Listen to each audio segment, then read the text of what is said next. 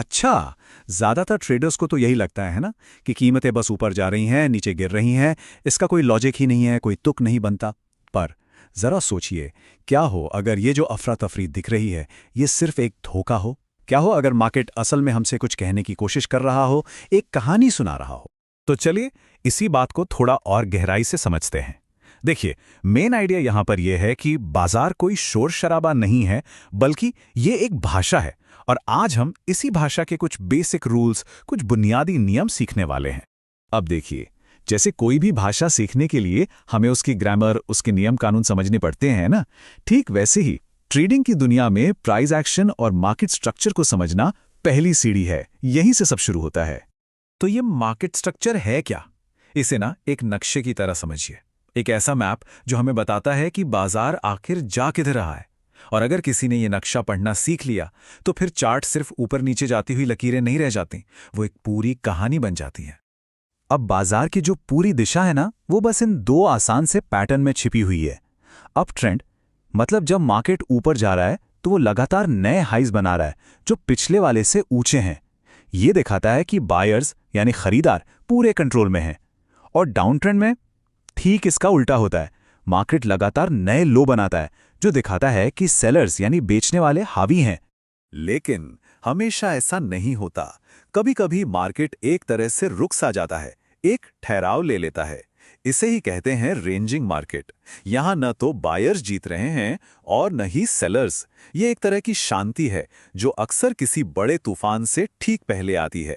एक बात याद रखने वाली है, मार्केट कभी भी सीधी रेखा भी नहीं चलता, कभी नहीं। ये तो सांस लेने और छोड़ने जैसा है। एक लय है इसमें। जो मजबूत मूव ट्रेंड की दिशा में होता है उसे हम कहते हैं इंपल्स मूव, और जो छोटा सा पुल बैक यानी वापसी होती है उसे कहते हैं करेक्टिव मूव। एक स्मार्ट ट्रेडर बस इसी लय को, इसी रिदम को पहचानने की कोशिश करता है।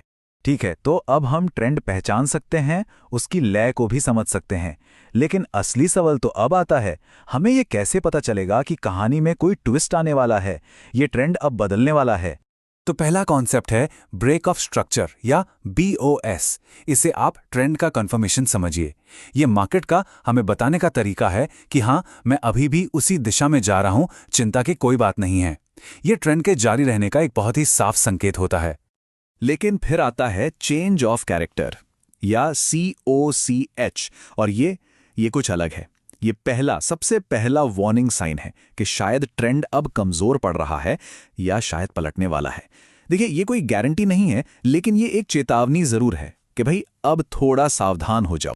और जानते हैं, यहीं पर सबसे ज्यादा लोग गलती करते हैं। वो हर छोटे से ब्रेक को ट्रेंड का रिवर्सल यानी उलटना समझ बैठते हैं। लेकिन क्या मार्केट वाकई इतना आसान है, इतना सीधा साधा? नहीं, बिल्कुल नहीं। और ये बात गांठ बांधने वाली है। चार्ट पर जो दिखता है वो हमेशा सच नहीं होता। कई बार ये जो स्ट्रक्चर का टूटना है ना, ये कोई सिग्नल नहीं, बल्कि एक जाल होता है, स्मार्ट मनी का बिछाया हुआ एक जाल। तो सवाल ये उठता है कि अगर ये आम स्ट्रक्चर ब्रेक हमेशा सच नहीं होते, तो फिर वो कौन सी असली ताकत है जो कीमत को चलाती है? चलिए इस पहेली के एक और परत हटाते हैं और असलियत को जानते हैं। देखिए, मार्केट को चलने के लिए चाहिए फ्यूल यानी ईंधन, और मार्केट का ईंधन है लिक्विडिटी। अब ये लिक्विडिटी क्या है? आसान भाषा में कहें तो ये पैसा है, ऑर्डर्स हैं, और बाजार एक चुंबक की तरह हमेशा उसी तरफ खींचता है जहां ये लिक्विडिटी सबसे ज्यादा होती है। तो ये लिक्विडिटी मिलती कहां है? जरा सोचिए। ये ठीक उन जगहों पर जमा होती है जहां ज्यादातर रिटेल ट्रेडर्स अपने स्टॉप लॉस ऑर्डर लगाते हैं, जैसे कि पिछले हाई के ठीक ऊपर या पिछले लो के ठीक नीचे।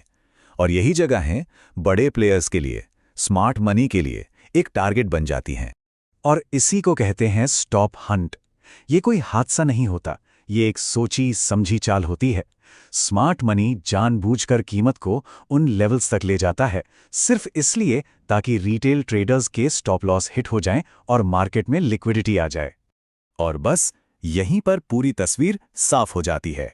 वो पहले एक जाल बिछाते हैं, रिटेल ट्रेडर्स को एक दिशा में ट्रेड करने के लिए उकसाते हैं, और फिर जब काफी सारे स्टॉप लॉस जमा हो जाते हैं तो वो उस लिक्विडिटी को लेकर मार्केट को अपनी मनचाही दिशा में ले जाते हैं। ये पूरा एक गेम है। तो हमने शुरुआत कहां से की थी? मार्केट एक अफरा तफरी वाली जगह लगती थी, है ना?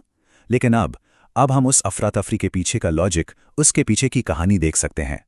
और यहाँ सबसे बड़ी सीख यही है कि ट्रेडिंग भविष्यवाणी करने का खेल नहीं है। बिल्कुल नहीं।